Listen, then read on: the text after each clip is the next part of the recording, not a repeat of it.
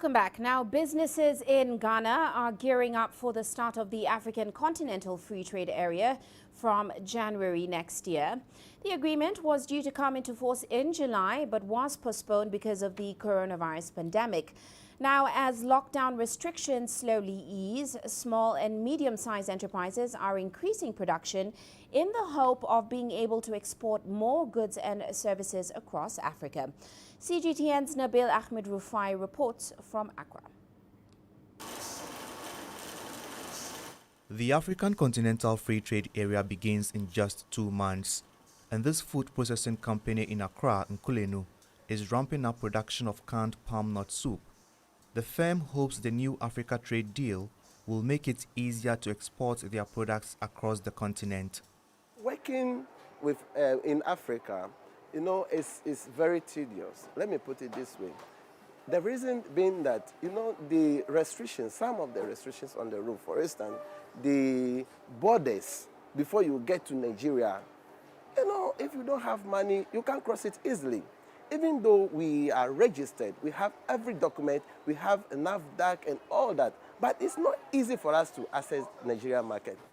As the global economy is hard hit by the coronavirus pandemic, free trade across Africa is becoming increasingly important, and it's hoped that the African Continental Free Trade Area Agreement will allow 1.2 billion people in Africa to trade more easily between themselves.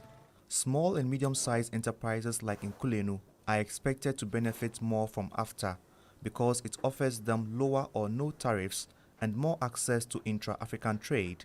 It will also be easier for Africans to set up businesses in other African countries.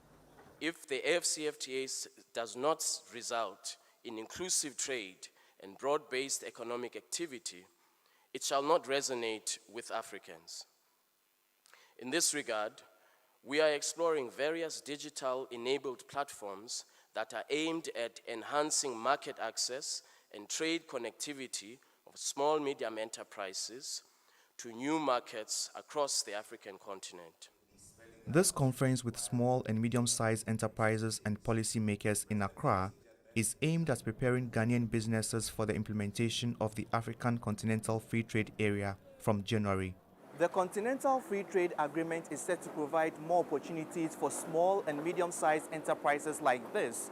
And here at food processing company in Nkulenu, they are already working on ways of preserving and packaging their products to try and take advantage of the new export markets. But with barely 2 months for the free trade area to begin, Africa's largest economy, Nigeria, has not ratified the agreement, which means this food processing company may still find it difficult exporting their products into the West African country.